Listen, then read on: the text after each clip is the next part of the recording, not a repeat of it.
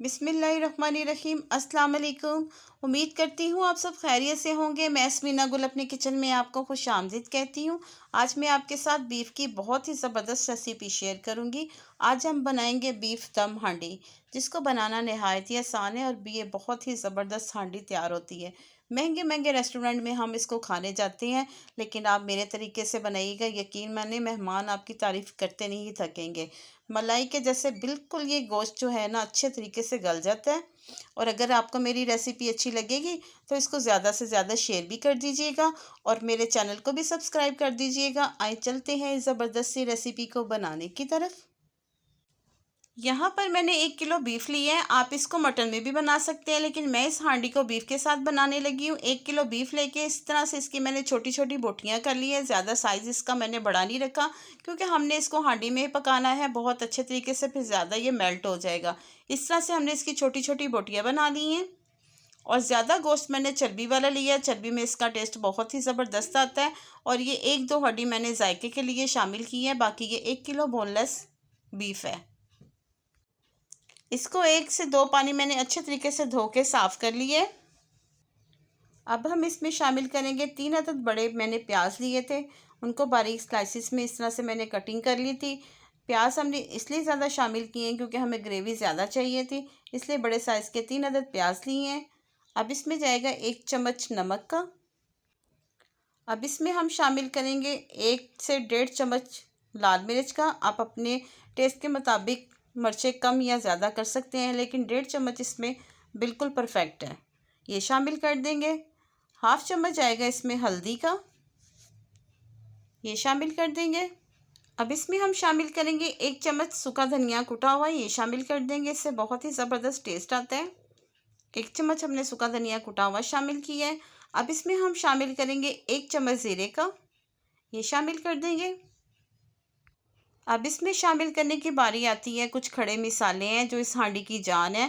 यहाँ पर मैंने 3 अदद दालचीनी के टुकड़े लिए हैं, 3 अदद मोटी इलायची ली है, 4 से 5 अदद छोटी इलायची ली है, 2 तेज़पात लिए हैं, ये शामिल कर देंगे। इसका बहुत ही ज़बरदस्त टेस्ट है और इनके बगैर तो हांडी की खुशबू और टेस्ट ही नहीं आ सकता। ये हमने शामिल कर दिया। अब इन सब चीज़ों को हम अच्छे से मिक्स कर लेंगे। इसको हमने मैरिनेट करके नहीं रखना, बस अच्छे तरीके से हमने इसको मिक्स करना है। अच्छे तरीके से हम इसको मिक्स करेंगे। अगर आप मेरे चैनल पे नए हैं तो प्लीज़ मेरे चैनल को सब्सक्राइब कर लें। अगर आपको मेरी वीडियो अच्छी लगी तो इसको ज़्यादा से ज़्यादा शेयर भी कीजिएगा और इस हांडी को बना के इसका फ़ीडबैक आपने मुझे ज़रूर देना है। अच्छे तरीके से हमने सारे मसाले मिक्स कर लिए। यहाँ पर मैंने मिट्टी की हांडी ली है। मैं इसको हांडी में बनाऊंगी। हांडी में जब हल्की आंच पे ये दम पे पकेगी तो इसका टेस्ट जो है ना डबल हो जाता है। मिट्टी की हांडी में वैसे भी हम जो चीज़ बनाएं वो बहुत टेस्टी होती है। इसमें मैंने शामिल कर दिए 1/2 कप कुकिंग ऑयल का। वो सबसे पहले हम शामिल करेंगे ताकि हमारा गोश्त नीचे लगे नहीं। वैसे तो ये बिल्कुल भी लगने वाला नहीं है। अब जो मसाले हमने गोश्त को लगा के रखे थे वो सारे इसमें शामिल कर देंगे। यकीन माने बहुत ही ज़बरदस्त सी हांडी तैयार होती है। बस इसको बना के चूल्हे पे रख दे। और ईद के दिन तो वैसे ही आपको पता है बहुत काम होता है। इसको बना के जल्दी से दम पे रख दे, बाकी अपना सारा दिन जो मर्ज़ी काम करे। 2 घंटे के लिए आप बिल्कुल फ्री हैं। और जब आप इसको निकालेंगी ये इतनी खूबसूरत, इतनी मज़े वाली हांडी तैयार होगी कि आपके टाइम की भी बचत होगी और खाना भी आपका बहुत ही ज़बरदस्त और बेहतरीन तैयार होगा। अब इसमें जाएंगे 2 अदद मैंने टमाटर लिए हैं जिनको बारीक काट लिया है, ये शामिल कर देंगे। थोड़ा सा अदरक लिया है, उसको बारीक मैंने काट लिया है, ये शामिल कर देंगे। अब इसमें मैं शामिल करूँगी तकरीबन 1 कप दही का पानी। इसमें हमने बिल्कुल भी नहीं ऐड करना। जो ऑयल है और दही का पानी है और गोश्त ने कुछ अपना पानी छोड़ना है, उसी में ही ये दम पे बहुत ज़बरदस्त हमारी हांडी बनकर तैयार हो जाएगी। 2 अदद मैंने हरी मिर्चें शामिल की हैं। अब इन सब चीज़ों को एक दफ़ा हम अच्छे से मिक्स कर देंगे। अब यहाँ पर मैंने आटे का रोल बना लिए। इसको हम बंद करेंगे क्योंकि हमने इसको स्टीम पे रखना है और इसलिए मैंने आटे की थोड़ी लेयर मोटी रखी है, क्योंकि यह इसको हम हांडी में स्टीम देने लगे हैं, स्टीम कहीं से निकले नहीं। जितने अच्छे तरीके से हम इसको कवर करेंगे गोश्त हमारा उतने अच्छे तरीके से स्टीम में बनकर तैयार होगा। अंदर वाली साइड पे हमने आटा बिल्कुल भी नहीं लगाना। इस तरह हम इसको कवर करके बाहर वाली साइड पे आटा लगा देंगे।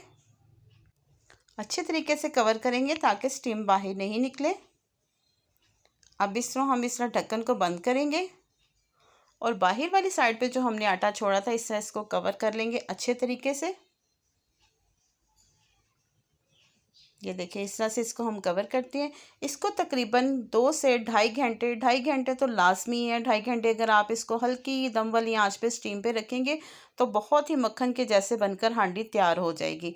पहले 10 मिनट आपने आंच तेज़ रखनी है ताकि हांडी बहुत अच्छे तरीके से गर्म हो जाए। जब हांडी गर्म हो जाए तो आंच बिल्कुल आपने दम वाली रख लेनी है। 2.5 घंटे के बाद हमारी हांडी तैयार हो जाएगी। इसको हम रखते हैं चूल्हे पे। ये देखिए तकरीबन 2.5 घंटे हो चुके हैं। इसको हम साइडों से कटिंग करते हैं और मैं थोड़ा सा आपको इसको नेट करके दिखाती हूँ इसकी कंडीशन कैसी है। ये हम देखें माशाल्लाह से बहुत ही ज़बरदस्त और बहुत ही मज़े वाला हमारा बीफ दम हांडी तैयार है। आप इसको ईद पे ज़रूर ट्राई कीजिएगा। माशाल्लाह से इसकी ग्रेवी चेक करें और खुशबू तो इसकी बहुत ही ज़बरदस्त आ रही है। हांडी में बने हुए सालन का अपना ही टेस्ट होता है, इसीलिए हम इतने इतने महंगे रेस्टोरेंट में खाने के लिए जाते हैं, लेकिन हम घर पे भी बहुत ज़बरदस्त और बहुत ही अच्छे तरीके से इसको बना सकते हैं। मैं गोश्त आपको चेक करवाती हूँ। देखिए माशाल्लाह से बहुत ही मक्खन की तरह गोश्त गल गया है। इसको 2.5 घंटे लगे हैं और 2.5 घंटे में बहुत ज़बरदस्त ये गल गया है। आप इसको ज़रूर ट्राई कीजिएगा और इसका फ़ीडबैक आप मुझे ज़रूर दीजिएगा।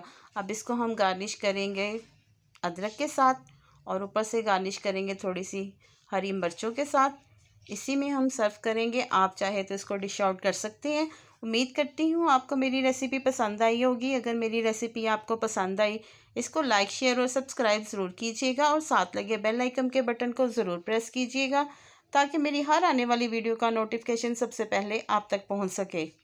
अल्लाह पाक हम सबको अपने हिफ्ज़ ईमान में रखे और अल्लाह पाक हमारी रिज़्क़ में बहुत बहुत इजाफ़ा दे। मुझे अपनी दुआओं में याद रखिएगा। मैं आपको अपनी दुआओं में याद रखूँगी। मुझे दें इजाज़त। मिलती हैं अगली मज़ेदार रेसिपी के साथ। अल्लाह हाफिज़।